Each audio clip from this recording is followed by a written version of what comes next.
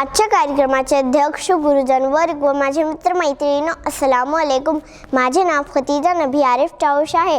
भाषणासाठी माझा विषय आहे नम्रता हा माणसाचा खरा दागिना आहे। नम्रता म्हणजे अहंकारचा नाश। मऊ असणारा दगड मला आज भेटला नाही, थंड असणारा अग्नी मी कधी अनुभवला नाही, गरम असणाऱ्या बर्फाला मी आजवर स्पर्श केला नाही, काढले पिकल्यावर खाऊन पाहिले तरी कळूच होते, झाडाकडून मला नेहमी सावली मिळाली। खरंच आहे ना, कठोरता दगडांचा गुणधर्म आहे, तो गुणधर्म त्यागला तर तो दगडच राहणार नाही। उष्णता अग्नीचा गुणधर्म आहे, थंडपणा बर्फाचा गुणधर्म आहे। काहीही असो, निसर्गातील प्रत्येक जण आपापल्या गुणधर्माला चिकटलेला आहे।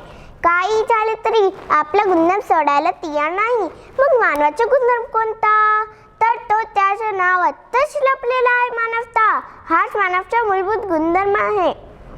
मग मानव वेळोवेळी मानवता त्याचा मूलभूत गुणधर्म का सोडतो? कधी कडू कडू काढल्यासारखा वागतो, अग्नीसारखा तापतो।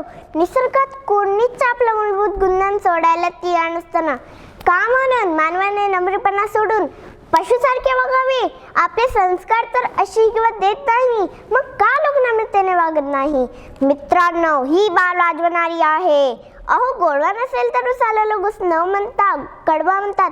जर मानवामध्ये नम्रपणा नसेल तर मानवाला मानव म्हणतील का? नाही ना। मग मानवाने मानवता माणुसकी का सोडावी?